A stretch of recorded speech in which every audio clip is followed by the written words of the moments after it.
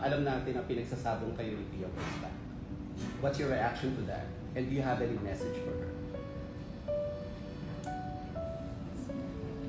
Tinuldukan na ng global fashion icon na si Heart Evangelista ang mga speculations tungkol sa umano'y alitan nila ng dating Miss Universe winner na si Pia Wurtzbach. Tinanong ng GMA Integrated News showbiz reporter na si Nelson Canlas si Heart Evangelista sa Grand Media Conference ng bago niyang reality show na Heart World ngayong Martes ng umaga, October 22. Inihayag ni Heart ang kanyang saloobin tungkol sa issue na ibinabato sa kanya ng mga netizens na may girian nga sila ni Pia. Bagamat walang binanggit na pangalan si Heart patungkol sa inner circle ni Pia, ipinarating niya ang kanyang mensahe kay Pia. Alam natin na pinagsasabong kayo ni Pia Costa. What's your reaction to that? And do you have any message for her?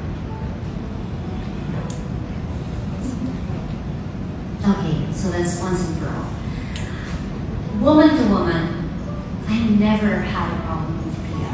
In fact, I was one of those who cheered for her in the past. And I'd like to think that it was the same for her. She was so sweet enough to even use and post the hashtag Heart Made Me Do It. And at that time, I was so touched. But it's the people that she chose to surround herself with for specific reasons that makes this whole thing problematic. So, if I have a message to Pia, it would be, congratulations. You have what you needed. I wish you nothing but the best. And good luck. Sana hindi mangyari sa'yo yung nangyari sa akin. Yun lang siguro ang gusto ko sabihin.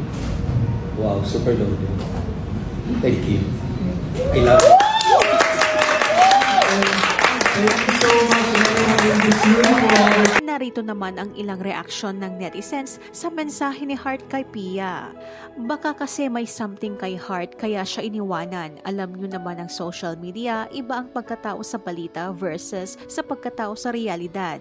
Si Pia Miss Universe yan. Gustuhin niya man o hindi, kukunin talaga siya. Si Heart sa salitang fashion, need niya panindigan yan.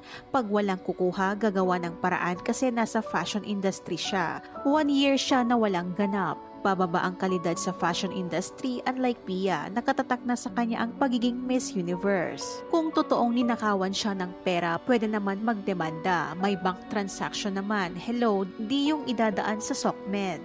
Tama, kaya Pia, huwag masyado magtiwala sa mga kasama mo. Galing na yan sila kay Heart. Kung nagawa nila kay Heart, baka gawin din nila sa'yo. Diyos ko Ate Heart, mag-move on ka na kahit pa sabihin mong kinuha yan sa'yo. Tingnan mo mauuto niya mga kumpanya pag ayaw din talaga sa kanya. Mukha ka tuloy insecure ang mayaman. Move on please. Nagtratrabaho lang naman din yung previous staffs ni Heart. Kailangan din nila ng job. We have no right to judge because we don't really know them. These issues are theirs to resolve. It just happened Pia gladly give them a chance to do the job they know well. Hindi porket nangyari sa'yo, mangyayari din sa iba. We all have a different attitude, personality na it might not suit to you but it suit to everyone else. Parang ex-BF lang yan. Di siya naging masaya sa'yo pero naging happy ending naman sa iba. Forgive and move on for peace of mind and life. Di naman ibig sabihin you forgive ay need mo silang pansinin ulit at ibalik sa buhay mo. But forgiving is for your own peace of mind and be happy for others. Samantala, ipapalabas ang pinakahihintay na miniserye sa Heart World nitong Sabado, October 26, 9:30 PM sa GMA Network.